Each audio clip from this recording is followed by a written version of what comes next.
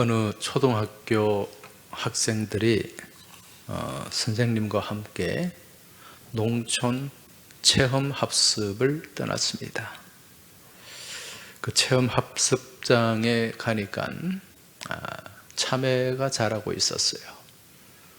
그래서 선생님이 아이들에게 질문했습니다. 얘들아, 이 참외는 언제 따지? 그러니까 아이들이 참외가 노랗게 익었을 때요 그랬어요. 참외밭을 지나가니까 고추밭이 있어요. 고추밭에 가서 얘들아, 이 고추는 언제 따지? 그렇게 하니까 이 아이들이 고추가 빨갛게 익었을 때요 그래 대답을 했어요. 그 고추밭을 또 지나가니까 땅콩밭이 있어요. 선생님이 애들에게 얘들아, 이 땅콩은 언제 캐지?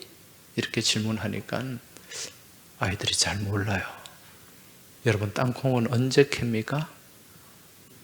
네. 익었는 걸, 땅 속에 있는 걸 어떻게 알아? 그러니까 애들이 머뭇거렸어요. 머뭇거리고 있으니까 한 아이가 손을 탁 들었어요. 선생님, 그래, 대답해봐. 아무도 없을 때 캐면 돼요. 땅콩은 아무도 없을 때 캐야 된다. 이 아이의 아빠는 자주 교도소를 들락거린 사람이었습니다. 여러분, 우리 옛말에 자식은 부모의 거울이다. 그 자식을 보면 부모를 알 수 있다는 거죠. 이처럼 자녀들은 알게 모르게 부모의 영향을 받게 되어 있습니다. 그 부모의 모습이 마치 거울처럼 이 자녀들의 모습에, 삶에 투영이 된다는 것입니다. 그래서 부모는 이 자녀들을 좋은 길로 인도해야 돼요. 그러기 위해서는 자기가 무엇을 나타내야 된다? 본을 나타내야 된다. 구약의 잠언 기자가 이렇게 말씀을 기록하고 있죠. 부모된 사람들을 향해서 마땅히 행할 길을 아이에게 가르치라. 그리하면 늙어도 그것을 떠나지 아니하리라. 잠언 22장 6절 말씀입니다. 마땅히 행할 길을 아이에게 가르치라. 그렇게 말씀합니다. 행할 길을 가르쳐라. 이 행할 길이라는 말, 이 말을 히브리어로 보면 알피다르코 이런 말로 기록이 되어 있어요. 알피다르코. 이 말의 뜻은 입구를 향하여. 입구, 들어가는 입구 있죠? 그 길의 입구를 향하여. 그런 말이 알피다르코라는 말입니다. 여러분, 사람이 어떤 길을 걸어갈 때 그 들어가는 길의 길목, 입구를 잘 찾아야 됩니다. 산에 등산을 가서도 그 팻말이 있잖아요. 그죠? 어디로 가려는가 어떤 마음이 있으면은 그 팻말을 보고 향하는 곳으로 들어가야지. 전혀 엉뚱한 곳으로 들어가면 온 산을 헤매게 된다는 거죠. 사람의 삶을 살아가는 데 있어서 무엇보다도 입구가 중요합니다. 입구라는 것은 뭡니까? 입구를 찾는다. 방향을 찾는다는 거죠. 여러분, 인생은 속도가 중요합니까? 방향이 중요합니까? 방향이 중요해요. 많은 사람들은 인생을 속도가 중요하다고 생각합니다. 그래서 남들보다 더 빨리 가려고, 앞질러 가려고. 그런데 가보니까 전혀 엉뚱한 곳이에요. 늦게 가더라도 올바른 방향으로 나아가야 된다. 그래야 그 인생이 복된 인생이 될 수 있다는 것입니다. 여러분, 차 운전하면서 가장 위험한 운전이 뭘까요? 차를 다 운전하시잖아요. 가장 위험한 운전, 역주행입니다. 역주행. 역주행 아마 안 해보셨을 텐데 이 역주행이 가장 위험해요. 근데 가끔씩 역주행 사고가 있습니까? 없습니까? 있죠. 특히 고속도로에서 역주행은 죽음입니다. 네. 그 고속도로에서 어떻게 역주행을 할 수 있지? 그렇게 생각하는데 실제로 역주행하는 사람들이 있어요. 왜 역주행을 하는가? 여러분, 휴게소에 들어가잖아요. 밤에든 낮에든 휴게소에 들어가서 휴게소에는 들어오는 길이 있고 나가는 길이 있어요. 대부분 어느 길로 갑니까? 나가는 길로 가는데 길을 착각하든지, 또 용감한 사람은 또 휴게소에서도 술 한잔 하는 사람이 있는 것 같아요. 예. 그러면서 나가야 될 길 아니라 자기가 들어온 길로 내려가는 거예요. 그러면서 엄청난 사고가 일어나는 거죠. 언젠가 어느 70대 운전자가 아들 집에 간다고 고속도로를 운전해서 가고 있었어요. 그렇게 운전해서 가는데 아들이 아버지가 오시나 해서 교통방송을 들어봤어요. 교통방송을 듣고 있는데 교통방송에서 지금 역주행, 고속도로 역주행하는 차가 있으니까, 어느 지점에 지금 역주행하는 차가 있으니까 안전운전, 조심운전하라고 그렇게 방송에 나왔어요. 아들이 놀랬습니다. 아버지가 오는 방향이에요. 그래서 급하게 아버지한테 전화를 했습니다. 아버지, 지금 어디쯤 오세요? 그래, 어디쯤 오는데 거기 지금 역주행하는 차가 있대요. 아버지 조심해서 오세요. 그러니까 그 아버지가 전화 받고 하는 말이, 야, 지금 여기 역주행하는 차가 한두 대가 아니야. 수십 대가 역주행하고 있어. 누가 역주행했을까요? 그 아버지가 역주행하고 있었어요. 물론 이건 우스갯소리겠죠. 이처럼 고속도로 역주행 사고가 1년에 수십 건씩 일어난다고 해요. 자신하지 마시고 항상 안전 운전하시길 바랍니다. 아멘도 안 하네. 오늘 말씀을 보면 이 믿음의 여정을 역주행하는 사람들이 있어요. 그들이 누굽니까? 제사장 엘리의 두 아들, 그 이름 홈리와 비느하스, 역주행을 하고 있습니다. 우리 믿음의 삶도 여정이잖아요, 그죠? 예. 정주행을 해야 됩니다. 믿음의 삶을 살아감에 있어서 방향을 잘 잡고 가야 된다는 거죠. 그 믿음의 삶을 살아가는 그 길을 안내하는 나침반, 내비게이션이 뭡니까? 하나님의 말씀이에요. 이 하나님의 말씀이 우리 인생의 내비게이션인 줄 깨달으시기 바랍니다. 이 말씀대로 살면 역주행을 하지 않아요. 그런데 이 말씀에서 벗어나니까 역주행이 되더라. 오늘 사무엘상 2장 34절 말씀을 보면 하나님께서 이 엘리에게 이렇게 말씀합니다. 내 두 아들 홈리와 비느하스가 한날에 죽으리니 그 둘이 당할 그 일이 내게 표징이 되리라. 무서운 말씀이죠. 이 제사장의 아들이 한날에 죽을 것이다. 다른 사람도 아닌 제사장의 아들이에요. 최고 영적 지도자의 아들. 이들이 한날에 죽을 것이다. 심판이죠. 저주입니다. 왜 지금 제사장 엘리의 가정에 이런 일이 일어났을까요?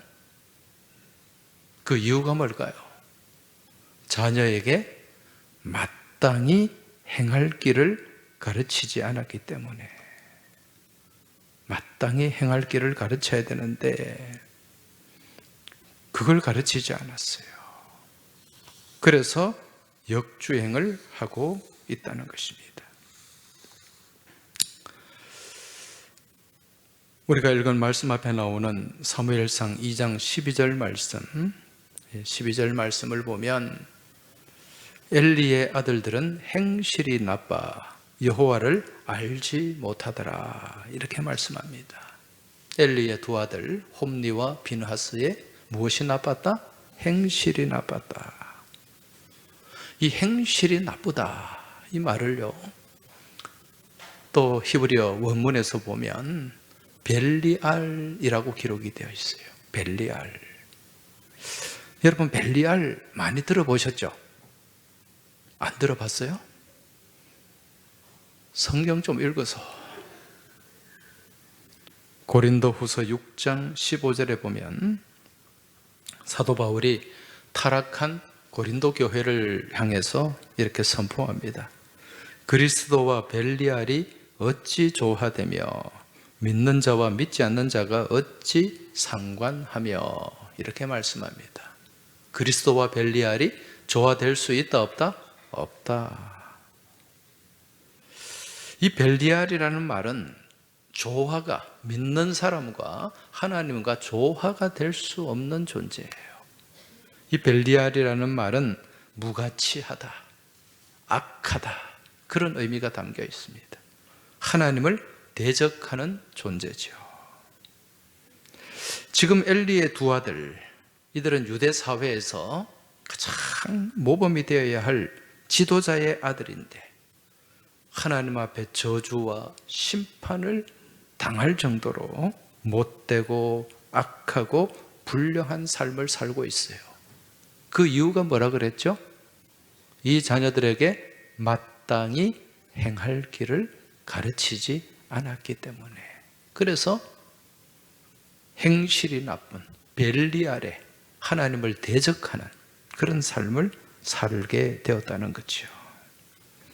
성경을 보면 이 홈니와 비느하스, 이 엘리의 두 아들은 온갖 악한 것을 다 합니다. 여러분 구약 시대의 제사장은 물려받지 않습니까?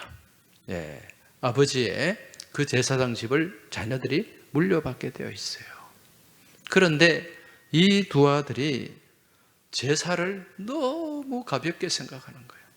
하나님 앞에 드리는 제사를 우습게 생각하는 거예요. 그리고 이 제물은 누구의 것입니까? 하나님의 것이죠. 그런데 제사 드리지도 않은 고기를 먼저 빼돌려서 저가 다 먹어요. 맛있는 부위는. 그렇게 이 제사를 완전히 무너뜨리는 그런 악한 행실을 하고 있었고, 또 회막, 이 당시는 성전이 없을 때니까 하나님 앞에 제사 드리는 그 회막이 있어요. 그죠? 성막. 그 성막에 수종드는 여인들이 있어요. 예. 성전에서 봉사하는 여인들. 이 여인들을 또 막, 이 여인들과 동침했다. 그렇게 말씀합니다. 그 하나님 보시기에 온갖 악한 일들은 다 범했던 거죠. 그래서 사무엘상 2장 17절을 보면 이 소년들의 죄가 여호와 앞에서 심히 크면 그들이 여호와의 제사를 멸시함이었더라. 하나님의 제사, 하나님을 향한 이 예배를 멸시했다는 거예요. 우습게 여겼다는 거예요. 무시했다는 거예요. 그 결과 이 엘리의 가정이 한순간에 몰락하게 된 거죠. 그 이유가 무엇인가? 그 부모의 믿음이 자녀들에게 무엇 되지 않았다? 계승되지 않았다. 전승되지 않았어요. 왜? 마땅히 가르쳐야 할 길을 가르치지 않았기 때문에 지금 역주행을 하고 있다는 것입니다. 여러분, 지금 엘리가 활동했던, 엘리가 살았던 시대가 무슨 시대입니까? 사사시대예요. 사사시대에서 왕정시대로 넘어가는 지점이에요. 어떤 학자들은 이 엘리를 마지막 사사다 그렇게 구분하기도 합니다. 여러분, 사사시대 400년 동안 이어졌어요. 이 400년 동안 이어진 사사시대는 어떤 시대였죠? 영적으로 혼란한 시대예요. 영적으로 혼탁한 시대였어요. 하나님 말씀이 없는 시대였다는 거예요. 말씀이 없으니까 이 백성들이 어떻게 살았습니까? 각자의 소견에 오른 대로. 사사기 17장 6절에 보면 그때에는 이스라엘에 왕이 없었으므로 사람마다 자기 소견에 오른 대로 행하였더라. 여기서 왕은 나라를 다스리는 왕일 수도 있지만 우리의 삶을 다스리고 인도하는 우리 인생의 왕, 온 우주의 왕, 하나님이 없었다는 거예요. 그러니까 어떻게 삶을 살았다? 각자 생각에, 각자 소견에 오른 대로, 지 마음대로, 지 멋대로 그렇게 살고 있었다는 거죠. 말씀이 없는 시대. 말씀이 없으니까 이 시대가 어떤 시대가 되었는가? 여러분, 이스라엘 백성들이 출애굽해가지고 40년 동안 광야 생활을 했잖아요. 광야 생활을 하면서 정말 하나님과 동행하는 그런 훈련을 받았어요. 그렇게 훈련을 받고 가나안 땅에 들어갔는데 7년 정복 전쟁을 마치고 이제 사사시대가 시작되면서 이제 한 곳에 정착하고 삶이 안정이 되니까 어떤 생각을 갖습니까? 내 힘으로 다 했다. 우리 힘으로 다 했다. 우리 힘으로 정복했고 우리 힘으로 다 했다. 교만이 자리 잡게 되는 거예요. 그러면서 점점 하나님 말씀이 희귀해졌어요. 말씀이 사라졌다는 거죠. 그러니까 누구의 소견대로 했다?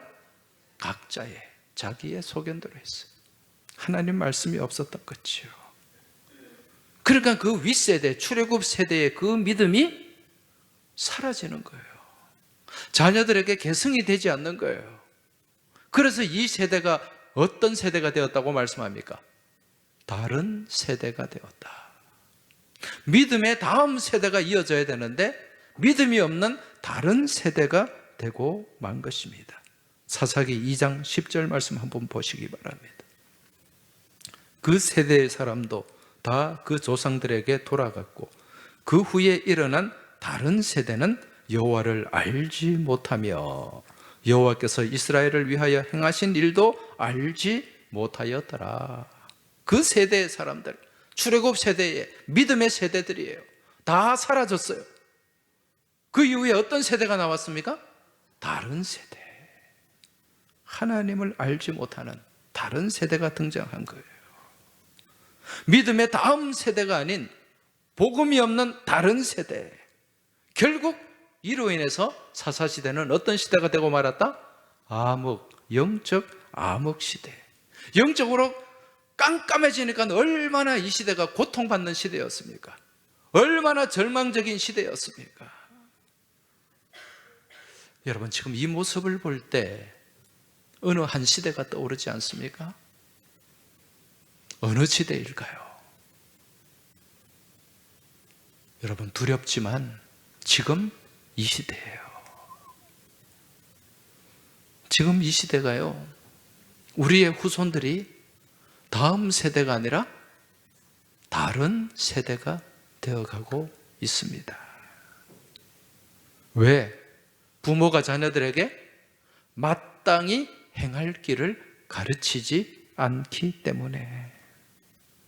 부모 세대와는 완전히 다른 세대. 지금 이 시대가 그런 모습이에요. 여러분, 자주 말씀드리지만 지금 이곳에 계신 분들은 엄청난 복음의 혜택을 입으신 분들이에요. 저를 비롯해서 50대 중반 이상 되신 분들은 우리나라가 후진국일 때 태어났어요. 60년대생 그 이후로는 다 50년, 60년 우리나라 후진국이었잖아요. 40년, 30년대는 우리나라가 식민지였잖아요. 그 시대를 우리가 태어나고 자랐어요. 그러니까 다 후진국, 우리는 후진국을 경험했습니다. 그런데 지금은 어때요? 선진국입니다. 그래서 후진국과 중진국과 성진국을 한꺼번에 경험한 분들이 이 자리에 있는 분들이에요. 대부분이. 우리 20대, 30대, 40대는 빼고 50대 중반 이후의 분들. 여러분, 60년대 우리나라가 집집마다 자가용을 가지고 이렇게 좋은 주거 환경에서 또 국가의 복지 혜택을 누리면서 그렇게 살 거라고 생각한 분이 있었을까요? 국가에서 돈을 줘요. 돈을 65세 이상 되면 먹고 살라고 그런 상상이나 했습니까? 못했죠. 여러분 70년대 제가 70년대에 초등학교를 다녔어요. 그때 선생님이 그런 얘기를 하더라고요. 저기 서양에 가면은 집집마다 자가용이 있고, 그리고 집에는 화장실도 집 안에 있고, 그리고 수도를 틀면 찬물도 나오고 따뜻한 물도 나오고. 외국에는, 미국에는, 서양에는 그런 나라들이 있다는 거예요.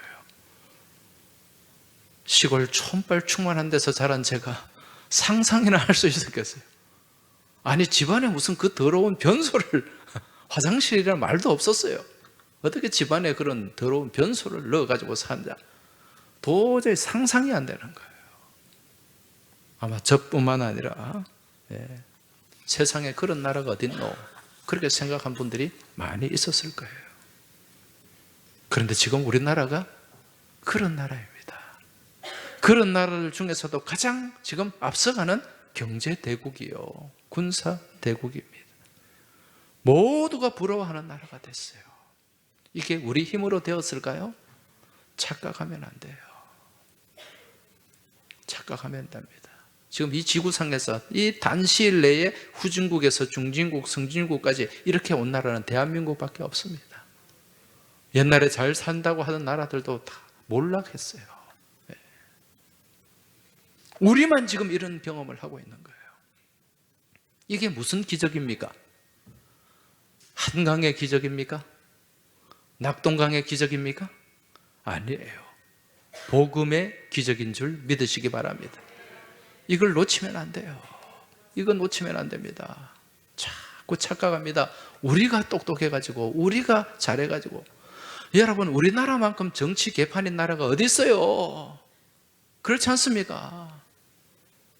지금까지 우리나라가 한 번이라도 대통령이 제대로 그렇게 퇴임해가지고 감옥 안 간 대통령이 누가 있어요? 손에 꼽을 수 있어요. 손에 꼽을 수 있어요. 초대 대통령 이승만 대통령보다 4.16 일어나고 5.16 일어나고 격동기를 지금까지 거쳐왔습니다. 이렇게 정치가 안정되지 않은 나라, 우리나라가 국민성이 그렇게 좋은 것 같아요? 안 그렇습니다. 일본 사람들이 왜 조센진 그랬는데, 이런 나라가 지금 세계에서 유례를 찾아볼 수 없는 그런 놀라운 번영을 지금 이루고 있단 말입니다. 그 이면에 1885년 4월 5일 선교사님들이 복음을 가지고 와서 복음을 전했고요. 지금 우리나라만큼 이렇게 단시간 안에 기독교가 크게 성장하고 부흥한 나라는 지구상의 인류 역사에도 없습니다, 여러분. 이 은혜인 줄 믿으시기 바랍니다. 그런데 지금 우리가 이 은혜를 놓쳐버리고 있어요. 시간이 지나니까 우리가 잘해가지고, 우리가 열심히 해서, 우리가 허리띠 졸라매가지고. 아닙니다. 허리띠 졸라맨다고 다 될 것 같으면은 지구상에 못 사는 나라가 없을 거예요. 여러분, 지금 이 나라의 진짜 위기는요, 대통령이 탄핵되고 지금 경제가 어떤 어려움에 놓여져 있는 것, 이게 진짜 위기가 아니에요. 우리나라에 지금 복음이 사라지고 있다는 거예요. 복음의 능력이 사라지고 있다는 거예요. 하나님 말씀이 희귀해지고 있다는 거예요. 그리고 복음을 향한 믿음이 떠나고 있다는 것입니다. 다음 세대가 되어야 될 세대들이 다른 세대가 되고 있어요. 지금 우리나라 청소년들 복음화율이 4% 미만, 심각합니다. 4% 미만이면 미전도 종족이에요. 이거 그냥 우리가 그냥 받아들이면 안 됩니다. 미래가 없습니다. 여러분, 우리 자녀들 세대, 손자들 세대 가서 우리나라가 완전히 무너져가지고 아르헨티나나 저기 필리핀이나 베네수엘라나 여러분 이런 나라가 되기를 원하십니까? 여러분 하나님의 복음이 떠나면 무너집니다. 하나님이 이 나라를 안보하시고 하나님이 이 나라를 보호하셨기 때문에 우리가 여기까지 우리가 오게 된 줄 믿습니다. 그래서 우리 자녀들 우리는 다른 것 물려주려고 하지 말아야 돼요. 복음을 물려주시기 바랍니다. 믿음을 물려주시기 바랍니다. 재산 많이 물려주면 행복할 것 같아요? 천만에요. 자식들끼리 물고 뜯고 싸웁니다. 원수됩니다, 여러분. 진짜 그래요. 그리고 그 재산 잘 지킬 것 같아요? 안 그렇습니다.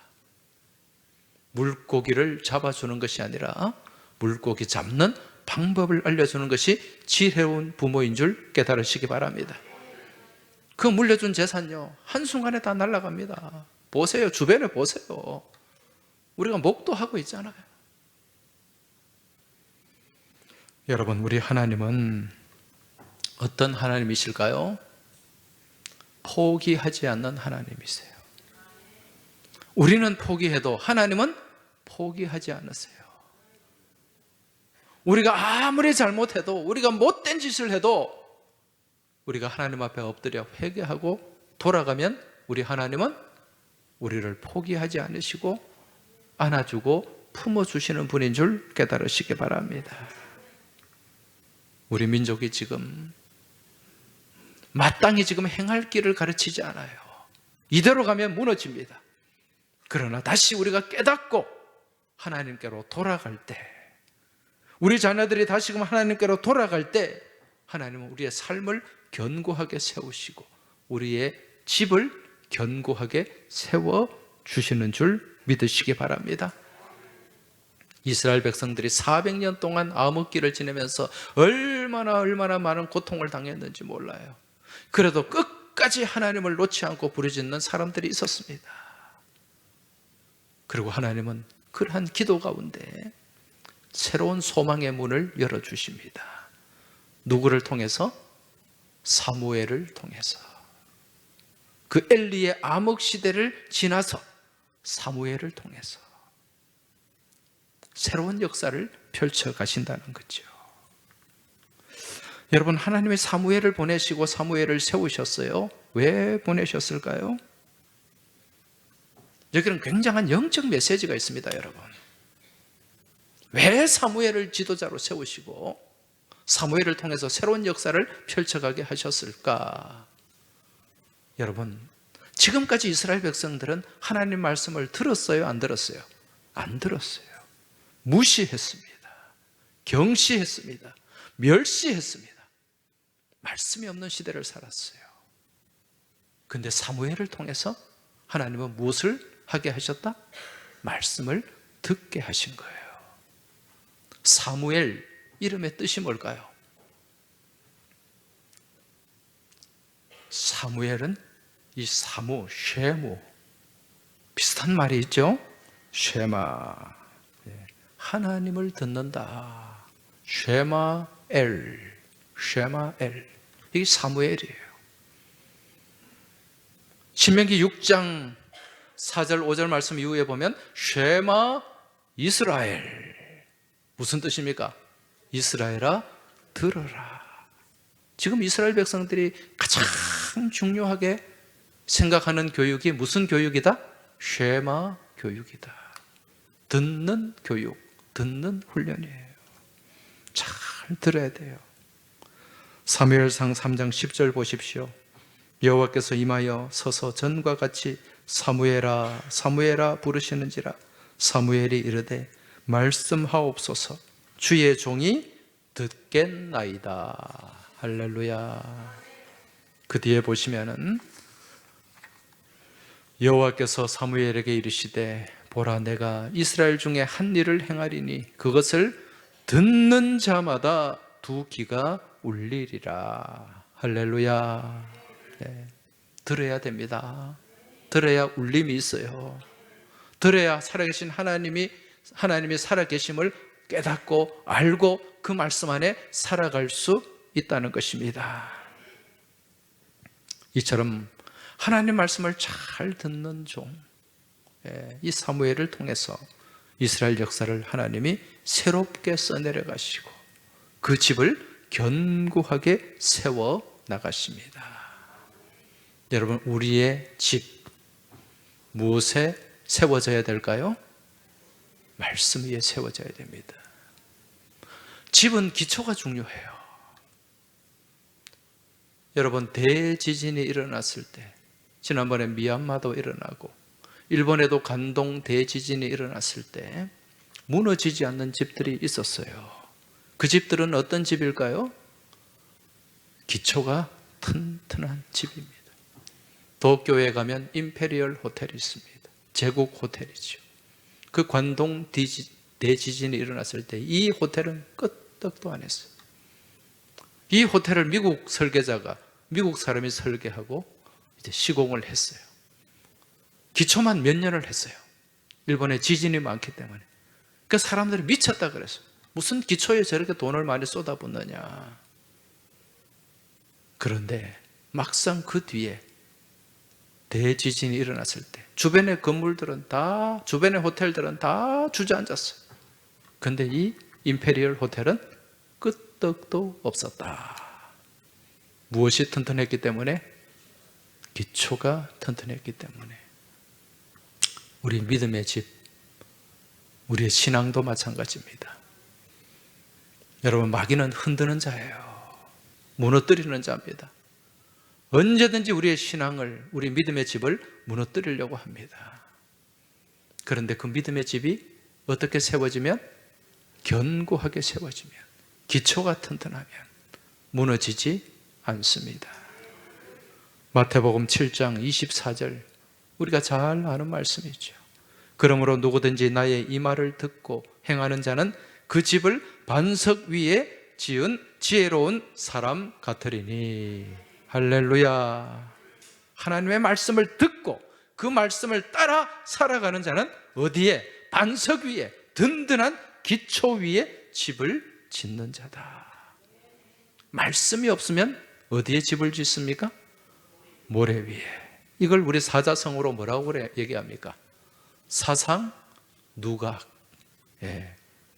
사상 누각입니다.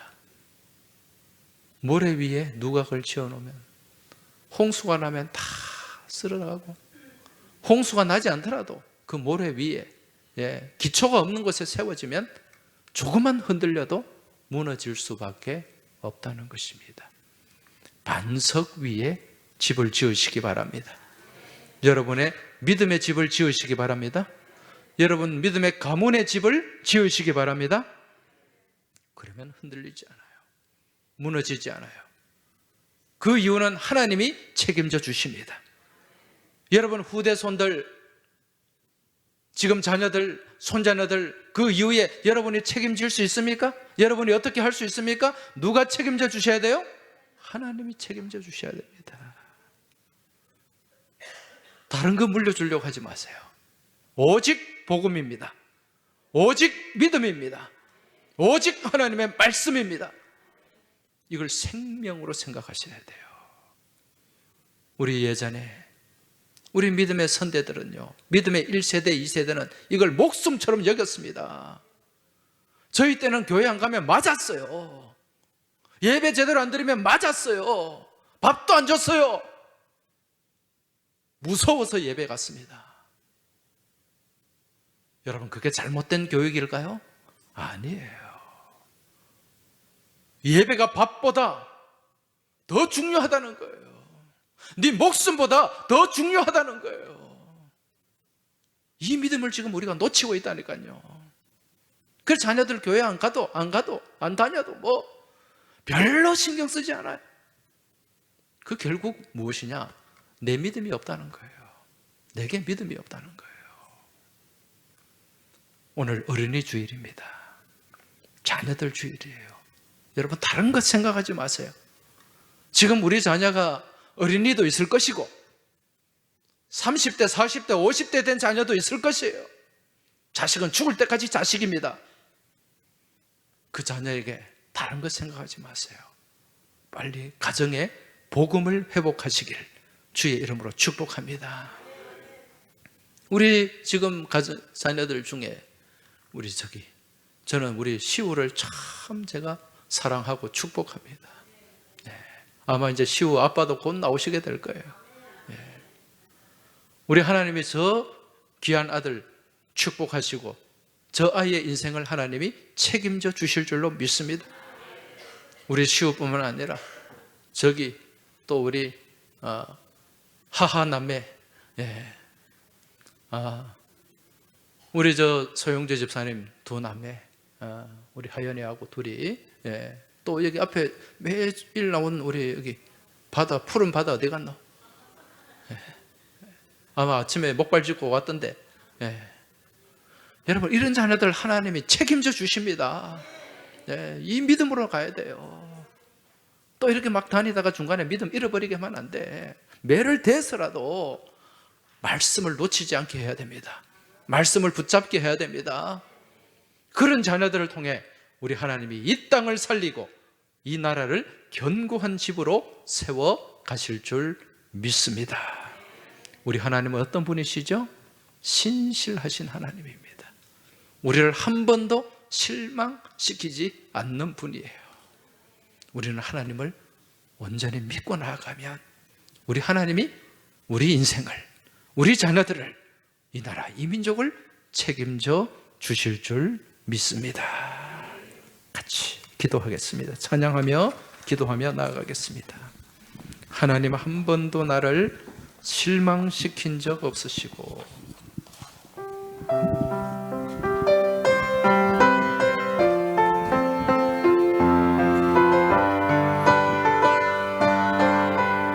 하나님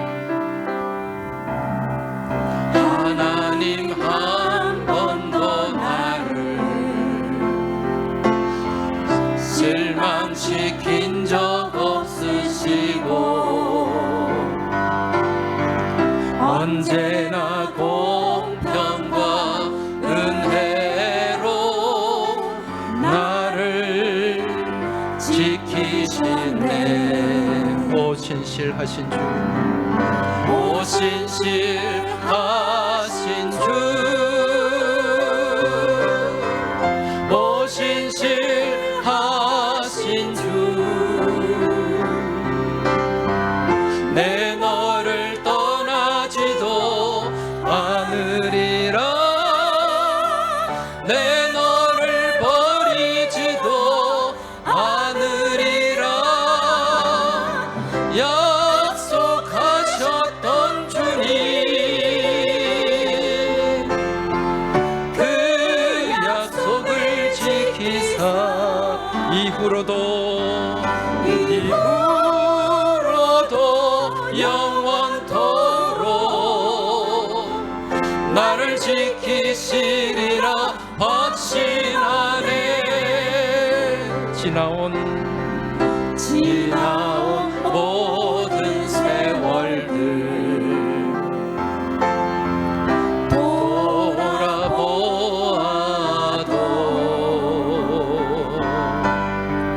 그 어느 것 하나 주의 손길 안 미친 것 전혀 없네. 신실하신 주님을 찬양합니다. 오 신실하신 주, 오 신실하신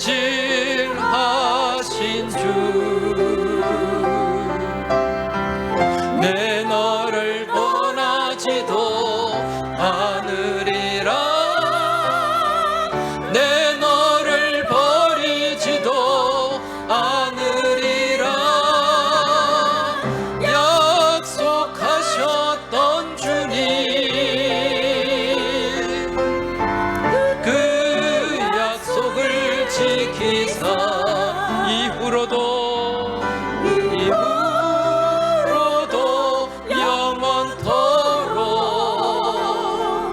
나를 지키시리라 확신하네. 우리 두 손을 들고 신실하신 주님을 찬양합시다. 신실하신 주, 오 신실하신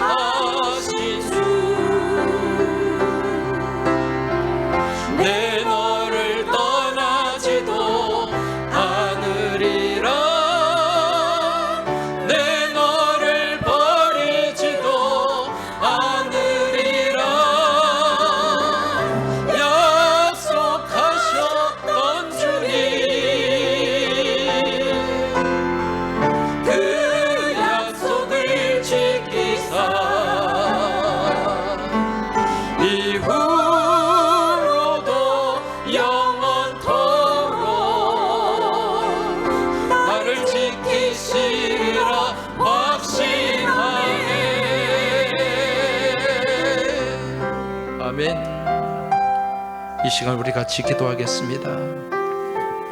하나님, 내가 신실하신 하나님을 믿고 나아가겠습니다.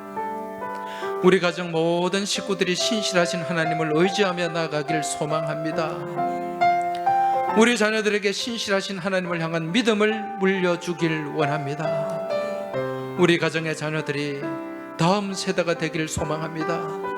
복음이 없고 믿음이 없는 다른 세대가 되지 않게 하여 주옵소서. 엘리의 이 두 자녀들을 통하여 우리가 귀한 믿음의 교훈을 삼게 하여 주시고, 무엇보다도 우리 자녀들에게 하나님의 말씀과 믿음을 물려주는 부모 세대가 되게 하여 주옵소서. 우리 이 기도 제목 가지고 우리 주여 한번 외치고 합심해서 통성으로 부르짖으며 기도하며 나아가겠습니다. 주여,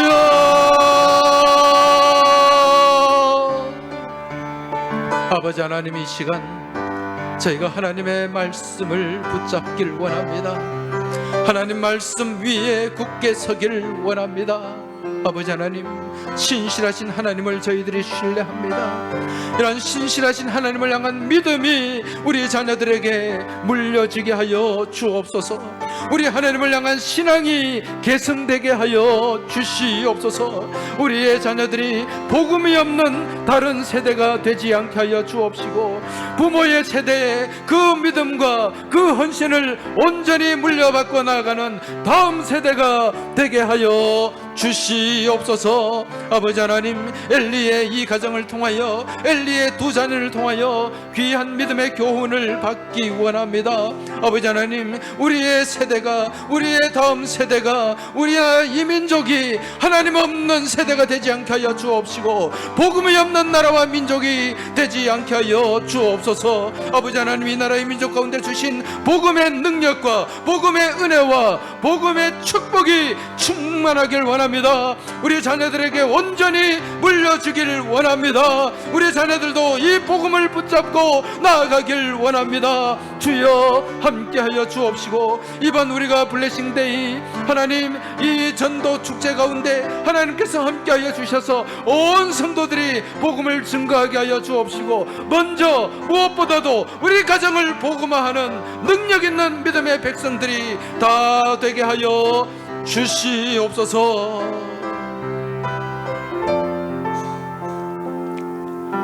하나님 아버지, 저희를 한 번도 실망시킨 적 없으신 신실하신 하나님, 저희들이 믿고 의지합니다. 아버지 하나님, 우리를 향한 하나님의 신실하심, 신실하신 하나님을 향한 저희들의 믿음, 저희 당대로 끝나지 않게 하여 주옵시고, 우리 자녀 손손에게 물려지게 하여 주옵소서. 이어지게 하여 주옵소서. 계승되게 하여 주옵소서. 이 나라 이 민족 깜깜한 어둠 가운데 절망적인 시대를 수천 년간 살아왔습니다. 이 나라 이 민족 가운데 복음을 빛을 주셔서 우리가 여기에 이르게 된 줄 믿습니다. 이 은혜가 한순간에, 이 축복이 한순간에 무너지지 않게 하여 주옵소서. 우리가 말씀 안에서, 믿음 안에서 견고한 믿음의 집을 건축하길 원합니다. 이 견고한 집, 어떤 세파에도 흔들리지 않게 하여 주시고, 이 믿음의 집이 우리 자녀들에게 아름답게 물려지게 하여 주시옵소서. 우리 주님 예수 그리스도 이름으로 기도하옵나이다. 아멘.